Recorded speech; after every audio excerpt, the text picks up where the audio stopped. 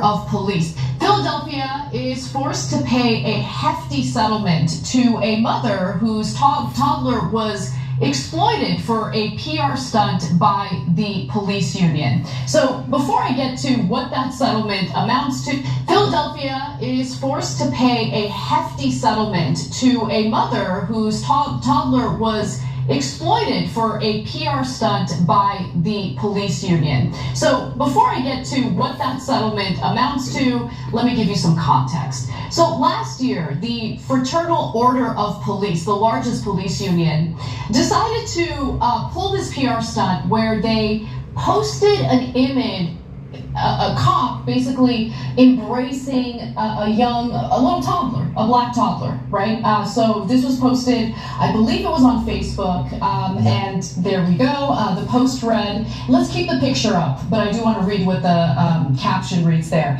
The child was lost during the violent riots in Philadelphia, wandering around barefoot in an area that was experiencing complete lawlessness. The only thing this Philadelphia police officer cared about in that moment was protecting this child, right? So this was a way of doing, obviously, positive PR for the cops, but the main point here was to essentially speak out against the Black Lives Matter protests that were taking place at the time. Now, it turns out that the post was, and I know, I'm shocked, I'm sure you'll be shocked to believe, was grossly misrepresenting what happened that day. The toddler was actually taken away from his mother as she was being beaten by the cops.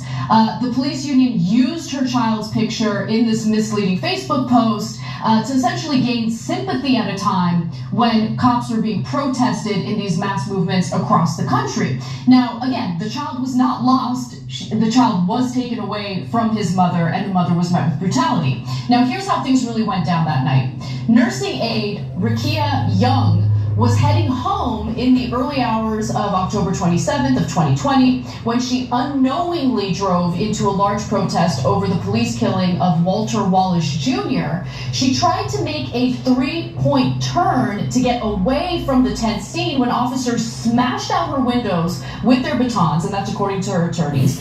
Young was then handcuffed and separated from her teenage nephew and 2-year-old son for several hours, and no one was ever charged or cited, according to the woman's lawyer. The hearing-impaired toddler lost his hearing aids during this incident, right? Now, the police department... Do y'all hear what just happened? The police stopped this woman because she went down the wrong road. She didn't know what it was. It was blocked off because of the protest. Beat this woman, separated her from her children, then used her child as a prop to say that they saved her child while they're beating the child's mother. But y'all don't see the need to create your own self-defense. You women, y'all laying up next to men, to boys who don't want to protect you, who don't think your children worth protecting. You laying next to cowards. Yeah.